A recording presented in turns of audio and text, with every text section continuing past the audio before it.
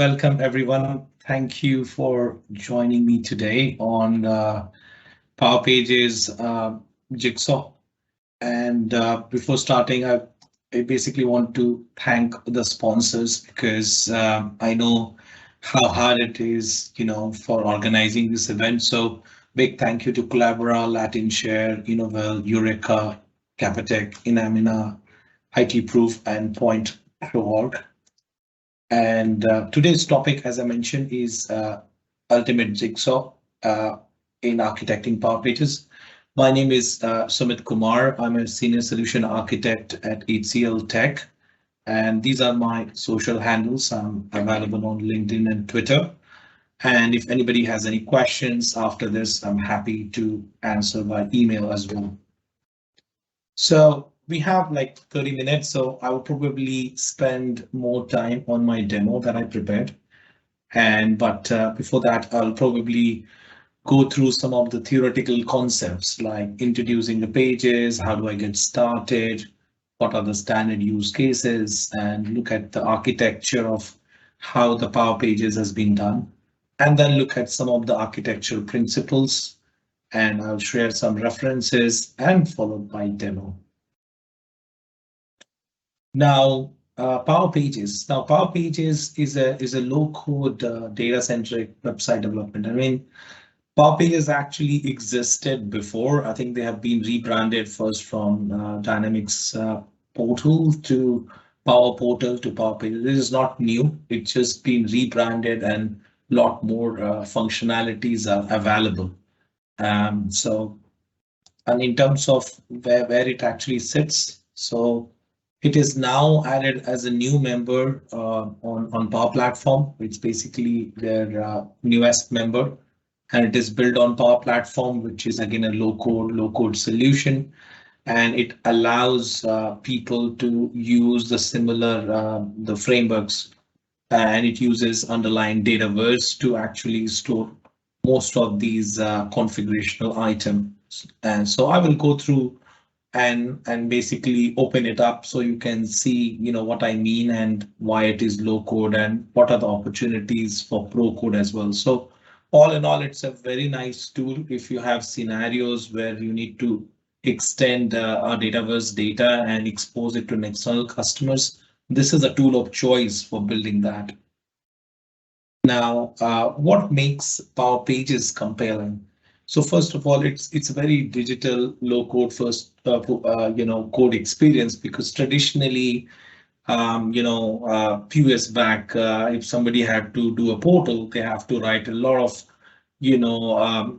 interfaces and connections to make that happen. So it primarily solves that problem by giving you that WYSIWYG editor of designing the CMS pages as well as writing logic.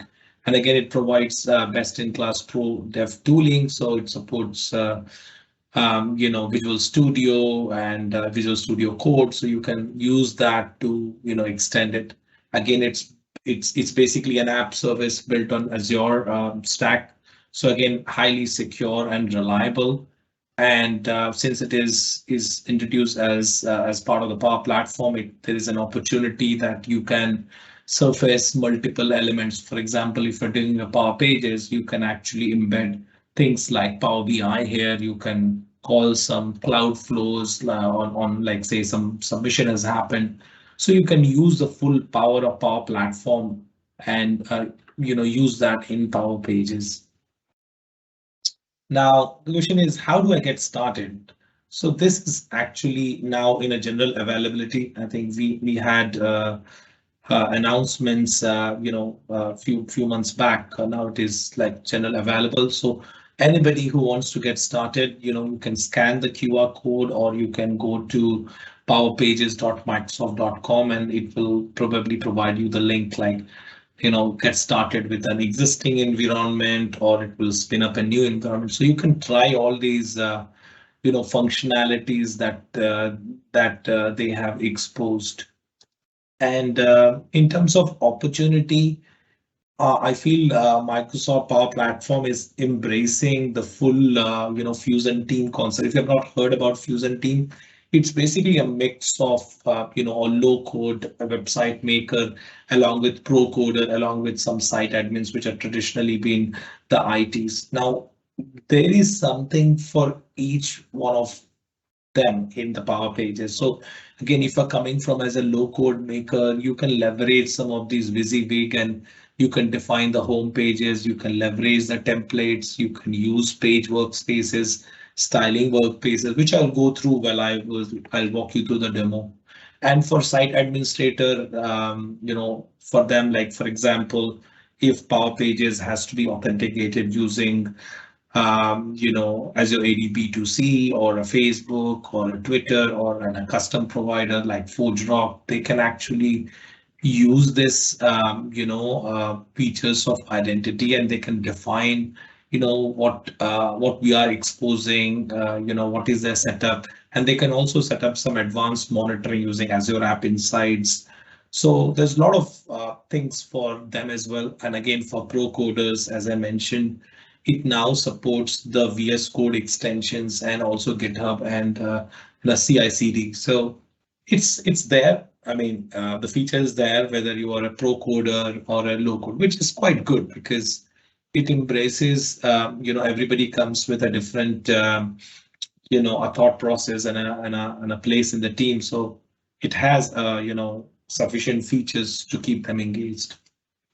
Now, moving on to, where do you use Power Pages? So some of these standard scenarios, like if you're looking at like citizen service, like, say for council, you have, spotting a pothole or you have some request on your like council bill. So all of these actually can be built in a lot many. I think there's a King County, which is based in US. They have embraced this to build their LOB around citizen service and other things where is like application processing. Say, for example, if you're applying a bank loan and you have to sort of coordinate with people coming to the bank and appointment, so you can build all of that as a typical app processing. Other scenarios are like registration. So for example, if you have scenarios where people have to register for an event, which I'm going to cover in one of my demos, how they can embrace Power Pages and how they can build it in a low code way. Again, there are other scenarios like FAQ. So sometimes you might need a bit of a community where people can engage. So all of these actually can be built pretty much on Power Pages using the available templates or using a custom template, which I will go through that. Now, again, I'm trying to skip through all the theoretical portions, but feel free to, drop a line in the chat, for questions, and I'll happily, try to answer, or otherwise, even after the meeting, you can reach out to me and I can help you, answer that. Now, in terms of architecture, as I mentioned, it's based on the, it's actually an Azure App Service. So, it basically provides all those native capabilities of Azure Web Firewall, and then it supports all of these authentication I was talking about. And then it connects natively to the Dataverse. So this is how it is basically working, under the hood. It's primarily a SaaS service. So there is like 99% availability all the time. It's pretty secure platform. So you can leverage that to build any external facing applications. Now moving on to the capabilities, you have basically two layerings. One is where you can leverage the Dataverse, which is the underlying platform to securely collect and define the data models that you want to expose. And then it provides another layer on top where you can leverage some of these drag and drop to build this website. So it provides you that, full layering. You can start with Dataverse to define some of these data models and the views and the forms, and then leverage the low code styling tool, which I'll go through, where you can leverage and build it. Now moving on to some of these architecture principles, because that is quite important.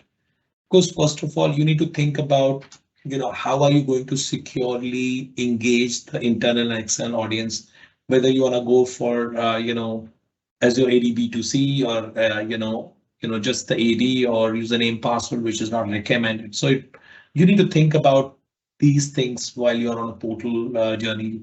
I'm thinking of most of these are like sort of your architecture guidance while you're developing portal. The next thing to think about is what web role. So for example, if you've thought about now I have authenticated now, do I have scenarios where if I log in as a manager, I will have much more right, or log in as an admin, I will have much more capability. If I log in as an unauthenticated users, what do I see? What do I don't see? So so deciding and defining the authentication along with the authorization is quite important. And the next piece of puzzle is basically ensuring that the business data is protected, how it is encrypted.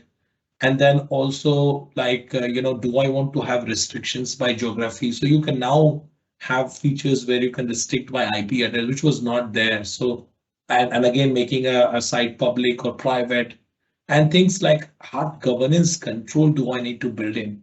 How do I audit who's doing what? And even if for the admins, what controls are in place? So good news is that all of these Microsoft has invested.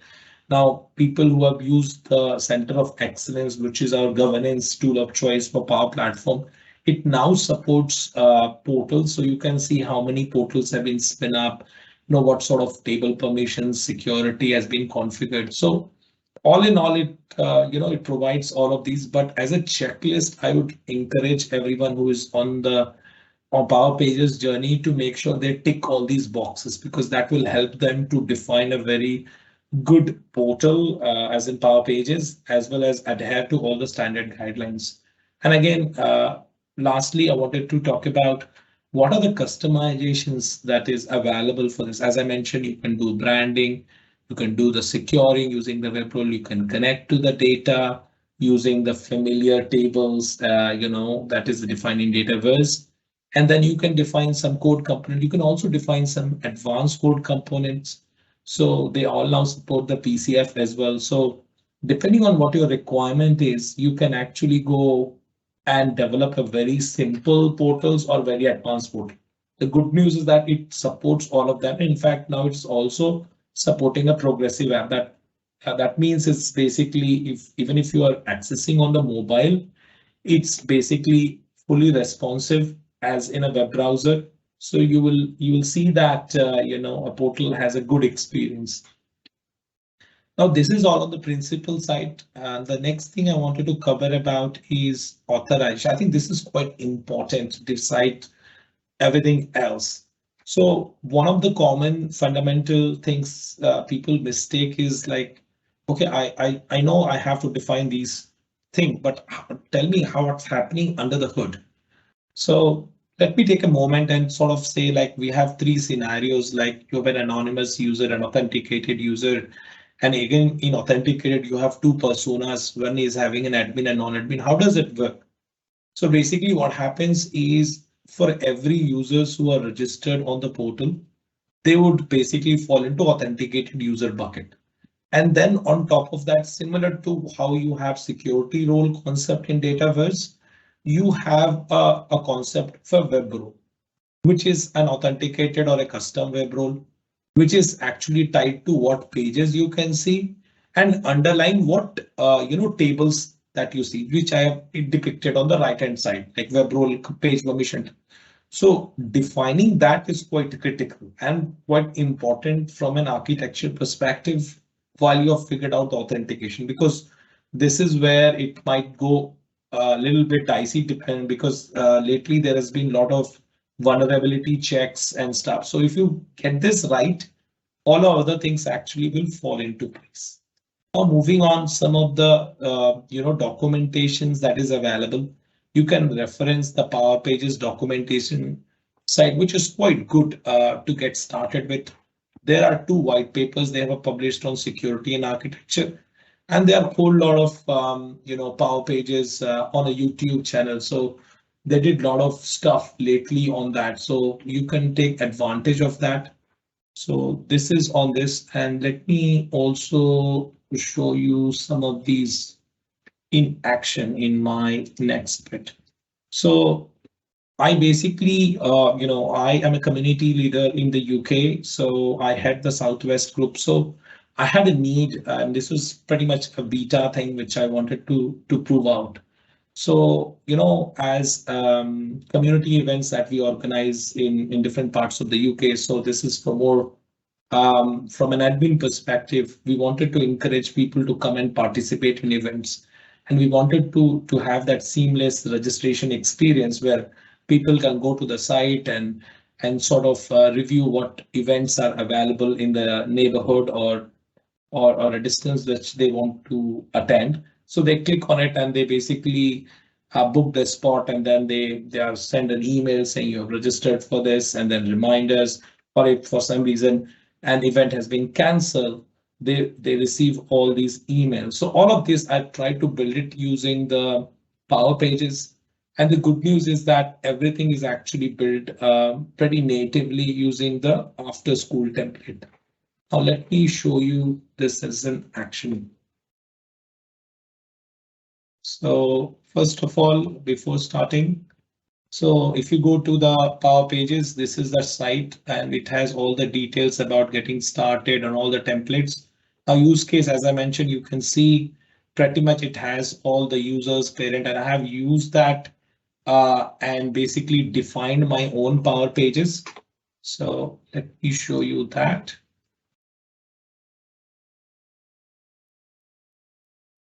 Okay, and which is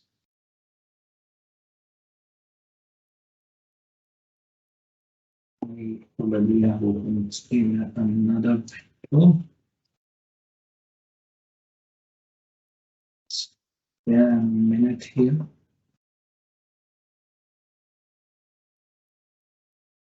Okay.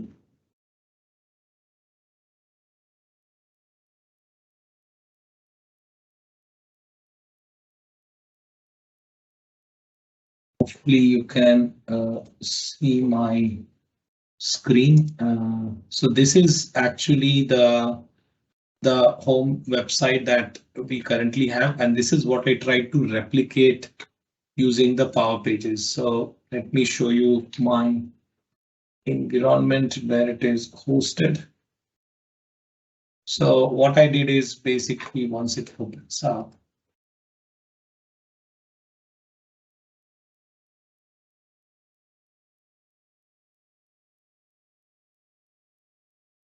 so once I use the template, I get the website here, and you can see a Power Pages here. And when you go and edit it, it basically will show you all the site content, what it is built. So as I was saying that it has, for everyone, whether you are a sort of, a low code or a pro code person. So for a low code person, once you load this, it basically gives you all the WYSIWYG. So for example, as I was mentioning, see, look at this home page from the original, D365. And if I have to sort of, again, replicate that in Power Pages as an external facing, so I have all these, home available here. So all of these, you can actually, if you want, you can add a section here or a text here and sort of again go by, you can add an image, and you can also pull all these data. Like for example, in my case, I have defined what are the events that is, we are going to have. So you define that in the backend and then use this to display that as card format. So as a user, when they actually go and sort of, let me show you that as well. So how, and you can do a preview for mobile, how it look like. So I'll click on this. So since I've already built it, so you will see that, like say intertext I just added. So you know how easy it is for a low code maker to basically add anything. Like say, for example, they wanted a new section here, so they can come in here and if they want to, add an image, so they can click on this, and then, it basically provides you an option to upload if you want to upload from one of the galleries. So for example, if you want to put something like here and say, okay, So it's how easy it is to do this. And then you can, once you have done this, you can do a preview on the desktop and mobile. So it's quite easy for a low code maker to add anything. And then for a pro coder, so for example, things like, see, for example, this displays as a custom component. It is actually displaying all the events in a card format. So if they have to build this in a pro code way, actually without writing a lot of code, so they can leverage things like Liquid, which is a language for writing, in a pro code manner to get all of these data from Dataverse. So let me show you how it is from a Dataverse. And what I did is, just for my simplicity, I created an app where you can visualize, where the data is actually sitting. So once it opens up, and this is the basically the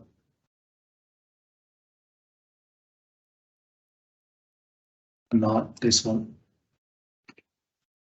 So again, this is under the hood of how this data is pulling together in portal. So we have list of courses, registration, appointment, and account and contact. So all of these I got it from template. Now in my home page, the requirement is basically to display all the events, which is actually defined here. So you could see here, sorry, not this one. You can see all of them are actually defined here. We have Reading user group, we have Southwest, and you have Birmingham. So all of these are actually defined. Now, how do we surface that back? So if you go here, you can see that this is actually talking about a custom component. Now, all of them are actually can be visible. So because this has existed from long time, and the way to actually visualize the configuration, and because it is an advanced component, so you have to use an app called portal management. So portal management basically stores all the metadata of how things are rendered. So you have the full visibility of the registration pages and all the child pages. So whatever you are seeing in a low code manner of what page it is, you can either define from here, or you can define from here. But what I would recommend is, if you are defining an advanced component, you basically leverage the portal management.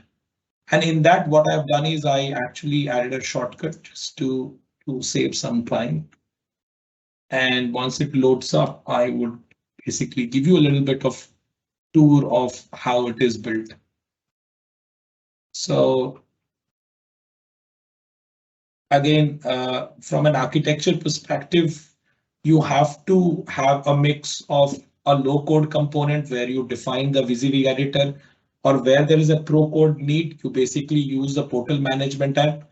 And this is what I was saying. This is, look at this. All of these are called as a liquid code. So things like, say, liquid drop down filter, include course catalog.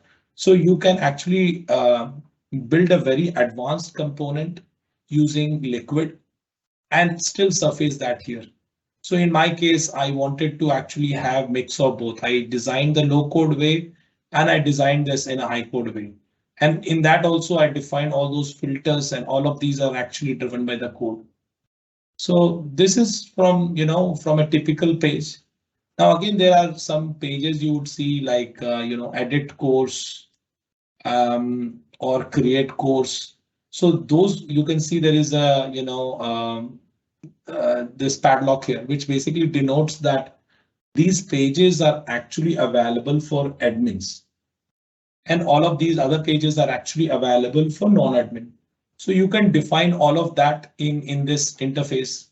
Now, let me give you a little bit of tour because we have a little bit of time.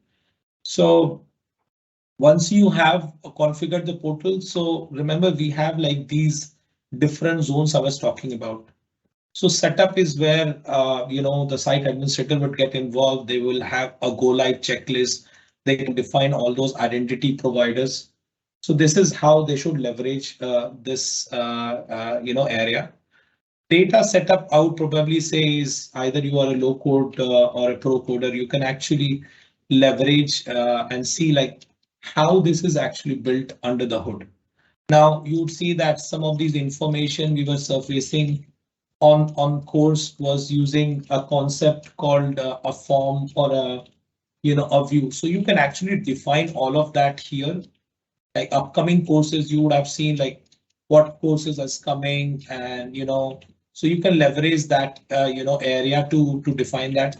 Styling is actually kept it very plain, but you can actually go and change like how this should look like. If you want to change this to that, you can do this in a very in a low code way, and everything would actually change for you. So this area provides you about that.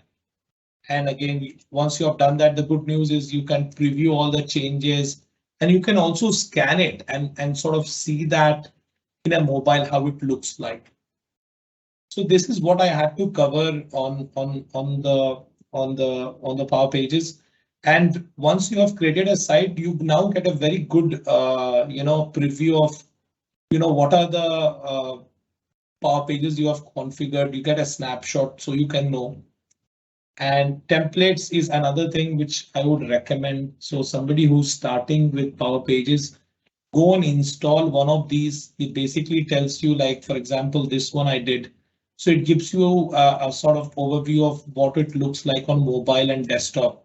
And as soon as you do choose this template, what would happen is, for example, in my case, I leverage the after school program and change the underlying data. So if you use the this natively, it will install some basic data like Spanish class, dance class. So for example, if you are dealing with those scenarios where you have to do some event or conferences, you can just change the underlying data and still use the same data structure. So it is quite cool. So if somebody wants to get started with, I would highly recommend, depending on whether they have a schedule scenarios or applications in a submission or registration scenario, leverage that, install it, and then once you have installed it, you can go and change based on your needs. So you will basically get all of these here, and then you can leverage this and build a very powerful portal without actually having to spend a lot of time here. So this is what I had to cover, and at this stage I'll probably pause and basically say that I know this is very heavy topic, and sometimes it's quite difficult to cover the entirety of how do you get started, as well as from architectural principles and where are the useful videos to get started with. So I would recommend that if you go to this Power Pages documentation hub and open it up, it basically has like training videos. So that would give you a bit of a flavor of how to do things. But if you want to see it in action, I would recommend to basically install one of these templates. And the good news is they have now actually built this in the same interface. So you don't even have to go out. You basically just look at what areas you need, and you can click on this and you basically get to know this. So this is where I would stop, and I think I'm sort of almost there. If you have any questions, or if you find my sessions good, feel free to send me a message on LinkedIn or Twitter, or send me an email if you are embarking on a Power Pages journey, and if you're stuck and if you need help, I'm happy to answer and help you out. And with that, I will basically give back almost a minute back. And thank you so much, Paula, and thank you everyone, and have a good day. And I think they've got amazing line of speakers lined up. So thank you so much and goodbye.